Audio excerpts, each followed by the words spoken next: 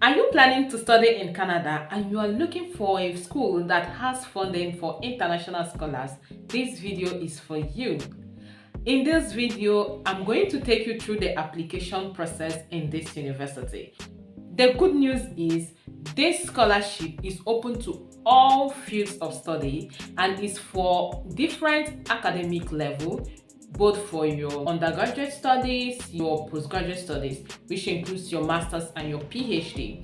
This university also waived IELTS for scholars that have been taught or have studied in an English-speaking country. That is good news. What are you waiting for? Come, let me take you through the application process and also show you how you can apply for your study permit when you get your admission letter from this university. Right in this video, I'm going to show you the documents you need for your study permit so that you can start getting them ready. To all my returning subscribers, thank you so much and I love you all. You guys are the real deal. If you are new to this channel and you see my face for the first time, my name is Adaeze and welcome to Adaeze Plus. In this channel, I share opportunities that can help you to japa, to relocate abroad, and also I share my tour vlogs and lifestyle as a new immigrant in Germany. Kindly subscribe and turn on your notification bell so that you'll be notified whenever I post a new video. Without further ado, let's get into this video.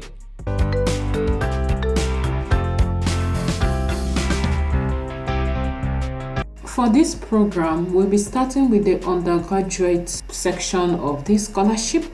And here, for the undergraduate, you will see that for you to apply, you have to apply for full-time Waterloo student because that's the one you can apply as an international undergraduate student.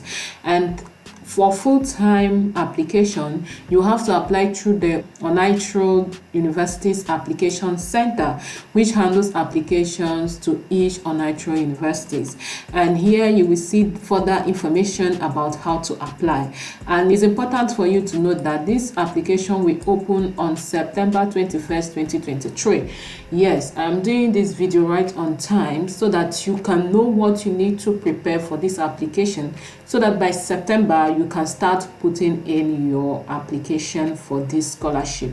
And here you will see that the application deadline is February 1st of next year. So you have a wide window to apply. But I will advise you to send in your application on time. Most of these applications, they require you to send your application right on time so that they will consider you. Most of them have limited number of spaces to be filled by international students. So the earlier you apply, the earlier you'll be considered for these opportunities. So send in your application right on time. Don't wait till this February 1st to submit your application. And then when you come down here, you will see further questions that are related. So at your leisure, go through it so that you get further information about this application. Then the next thing we are going to look at is the admission requirements for these undergraduate programs. You know, the scholarship is open for all programs. It's not restricted to some specific courses, so any course of your choice is open for this scholarship. All you need to do is when you come to this page under the admission requirements, you have to now choose your department to know the specific admission requirements you need to submit. Now what you need to do here is at this point you will see I am a high school student or graduate because you are applying for undergraduate studies. So this option of a high school student should be active. Then here, I attended high school in, this is Unitro, you didn't attend high school in Unitro, so you need to change it to your home country. Here you can choose outside of Canada. Then when you do that, it will now bring out the academic system of the country. So when you open it, for scholars from Nigeria, Cameroon, Ghana, or mostly the West African countries, you will now need to choose the West African Examination Council. So when you do that, you will tell them, I'm interested in, you choose your field of studies. Maybe I'm interested in electrical engineering. I will select that and then I will view the requirements. Then it will open this window where you will see the different requirements you need for electrical engineering. So I advise you, after this video, you go through the link and look at the specific admission requirements for your own specific course of study. Here you will see for WAEC, if you're going for electrical engineering, you need mathematics, physics, chemistry, English, and one additional subject, and you need to have a minimum final grade of B3 in your WAEC results. Also, results of A1 is recommended. I know for this scholarship, it is based on your academic merit. It's based on your academic qualification. So you need to have a high grade for you to stand out in this application. And then here you will see that the general requirement is your WAEC general, the advanced level, or you submit your ordinary WAEC level. So anyone you have, you can go on with it. And then here you will see further requirements, both admission information form, the English language requirements, and here also you will see learn more about electrical engineering. So you can go here and read more about the course and everything you need to know as an international student. If you need further clarification, maybe on this website you didn't get the full information you need, you can send an email to the admissions office. So you can send an email to them. When you hover around the right up, you will see at the bottom of your page here, you will see the email address. So you can just copy it out. So that's the email address you need to send email if you need further information. So this is basically how you find the link or the email address of anywhere you hover around the screen. And then here you see the English language requirements. And for the English language requirement, it's interesting for you to note that if you were taught or you studied in any country that is exempted, you will be excluded from submitting your IELTS or your EPL, your English proficiency results. So these are the different categories for you to be exempted. One, if you have studied in Canada or you are a Francophone Canadian, and here if you have studied in an English language school. So here you will see all the information about it. Later on, when I'll be doing that of the Masters and PhD, I will show you like specifically the different countries that are exempted, that are allowed to apply without English language requirements. So that is good news. So you don't have any excuse that you don't have IELTS. You can submit without IELTS. And then here, let's look further to how to apply. I've said it before. As a full-time student, you need to apply on the application on the Onitro University's application center website. So when you click here, and the application will open on September 21st. So all you need to do now is to prepare your documents and wait for this time. You can set a reminder on your phone so that you'll be reminded whenever this date reaches. The earlier, the better. Then here you will see application and document deadlines. Here you will see that for these undergraduate programs, there are different deadlines.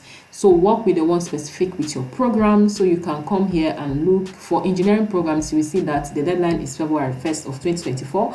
But here they will say early consideration for engineering programs. You have seen here that engineering, they have an earlier consideration. So it's advisable you apply before this December 15th so that you'll be considered for the program right on time. And here you see the documents deadline. That is the deadline for you to submit some documents. Maybe if there is anyone you need to provide and you couldn't provide it before the deadline. Here you will see other documents you need for this application. You need your admission information form. You need to fill this form. And then here they wrote a very important point. Be sure to complete all pages before submitting. And then here you need to submit your transcript. As you are going for undergraduate studies, this can be your WAEC results and other results you have in your institution that shows the courses you did and your grades in those courses. Here you also see English language test. This is for those. Here is stated if applicable. So if you're from an English speaking country, you don't need to submit it. And then here, request for special consideration if applicable. Maybe you have something that you want them to consider you specially for, you can also do that to back up your application. So that is it for this program. And then here, for you to have more information about how to fill this admission information form, if you click on it, this page will open, and here you will see that for this form you need to create an account in Quest. So when you click here, it will take you to the online system where you need to create an account. And then here you will see that once you have a Quest account, you can log in and complete the question before the AIF deadline.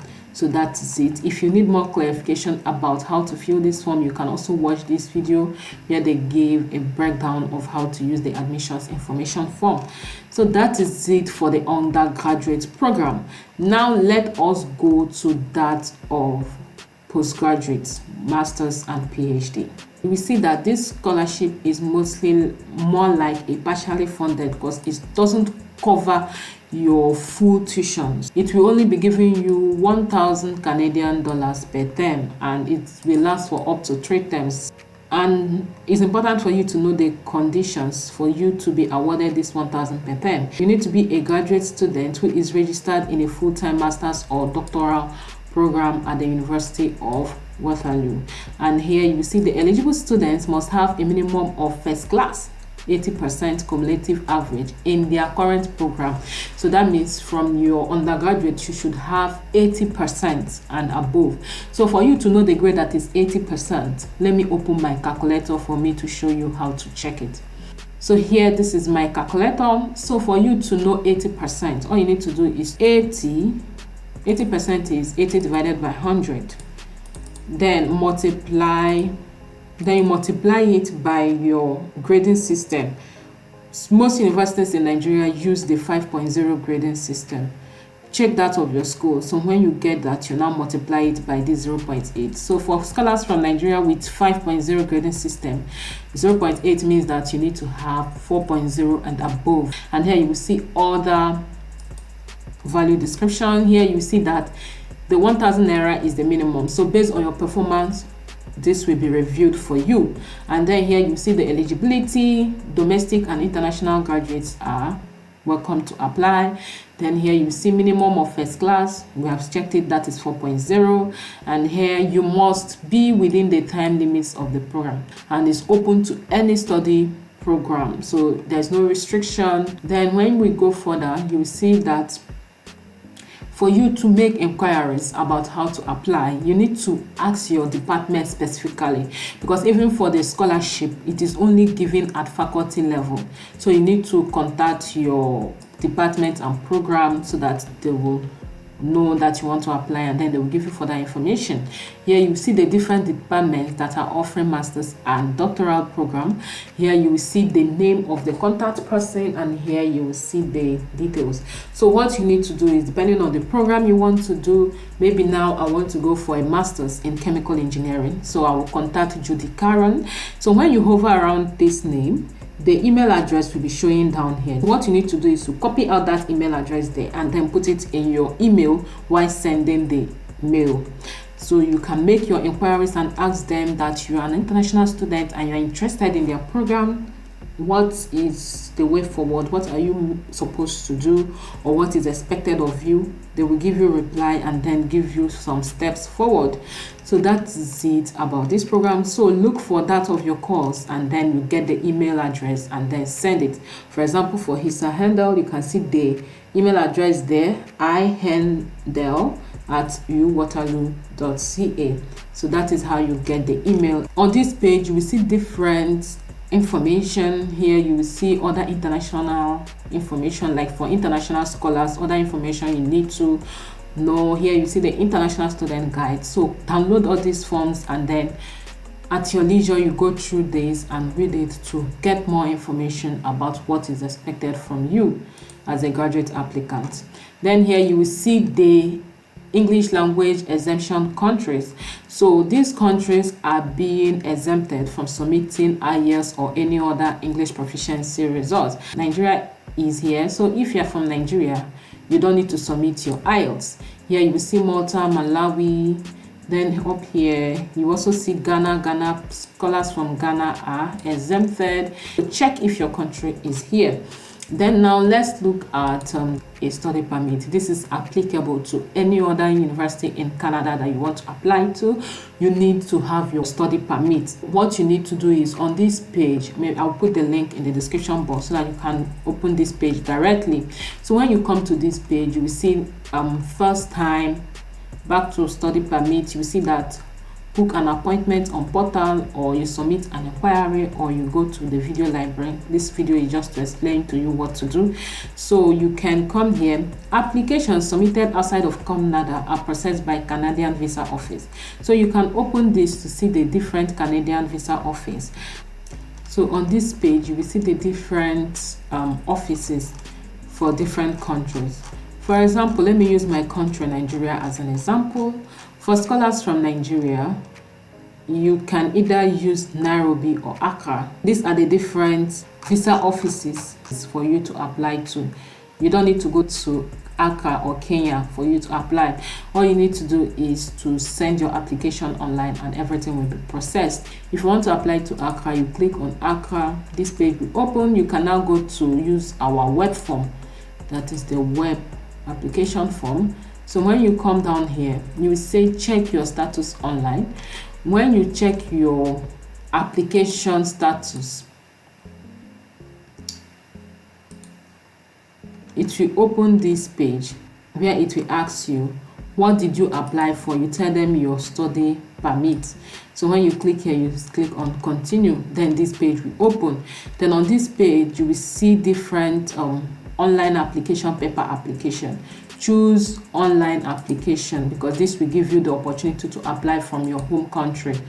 And then when this page opens, on this place you will see don't have an account. Click here so that you can proceed with the application. So when you do that, this page will open. You will see here register with GC key, or you register with sign in partner. Make sure you register with GC key. So when you do that, click on it. This page will open where you can now start your application. You click on sign up as you don't have an account. Then here you accept, and then you continue with your application. You create your username and continue with the process. So this is basically how you apply for your study permit. So if you have any question with respect to this application, kindly drop it in the comment section. I will do well to reply to you. But for study permit, these are the requirements you need. You need your official offer of admission and letter of acceptance from the university. I was just showing you so that you can have an idea of what is expected of you whenever you get your admission in this institution. And you also need to have a valid passport. You need to have sufficient funds. And then here, because you know it's a partially funded scholarship, so you need to have sufficient funds to show that you can take care of your living expenses and other tuition fees that are related. Then here you also see other supporting documents. You need your immigration medical exam, police certificate, custodianship declaration, and many more of them here. So go through this page to have an overview of what is expected from you to apply for your study permit. So friends, we have come to the end of this video.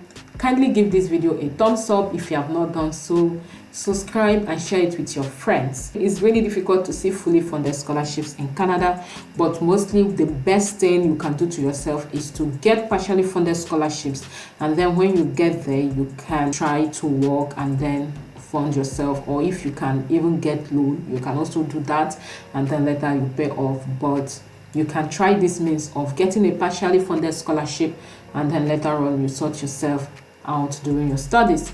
So guys, I wish you all the best through this application and see you in my next video by God's grace. Bye.